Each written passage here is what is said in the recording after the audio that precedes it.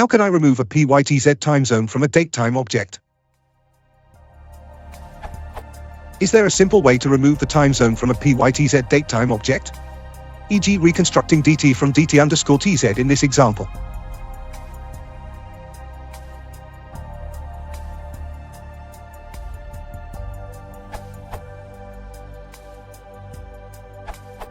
To remove a timezone, synfo, from a datetime object.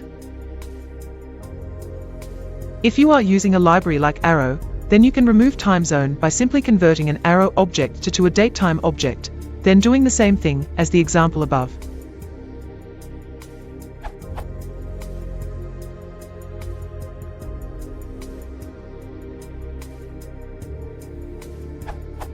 Why would you do this?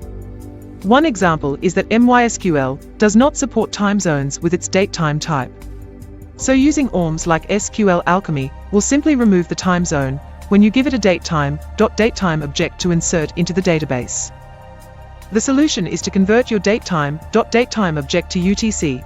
So everything in your database is UTC. Since it can't specify timezone, then either insert it into the database, where the timezone is removed or remove it yourself. Also note that you cannot compare datetime objects where one is timezone aware and another is timezone naive.